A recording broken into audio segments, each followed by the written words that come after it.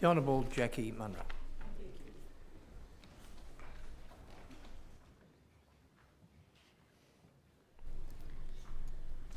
Thank you, Mr. Assistant President. And I rise to contribute to this discussion, debate, and to also support the comments made by the Honourable Chris Rath and the Honourable Natalie Ward about this very complex issue. And I think it is worthwhile just recognising that this is a matter that has been a point of discussion in international affairs and local communities for hundreds, if not thousands of years, and it's unlikely that we're going to come up with a solution today.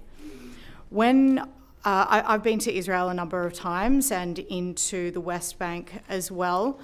I was fortunate enough in my last trip to meet with Tal Becker, who is an Australian man. He grew up in Melbourne and he now lives in Israel and has become somewhat of a peace broker.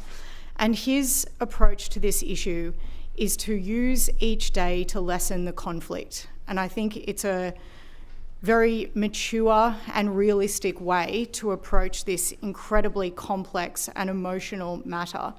And by lessening the conflict each day, we move towards something that might look like a solution, even if we can't see it from where we are today.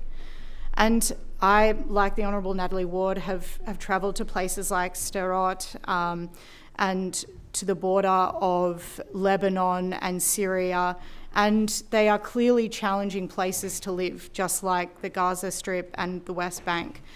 There is an obvious multi-faith tension, there is an obvious cultural tension that exists there, and I refer back to Tal Becker's activities. What he has been able to do in this situation is be part of the drafting of the Abraham Accords.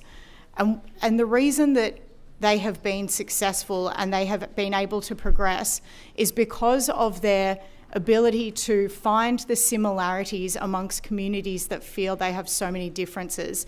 And coming back to the fact that there are Abrahamic religions, Christianity, Islam, Judaism, that stem from the same basic understanding of faith and religion and God, to find that similarity where possible to move forward. And the Abraham Accords, of course, have been very useful in developing stronger trade relations between Arabic and the Arabic states and the Jewish state.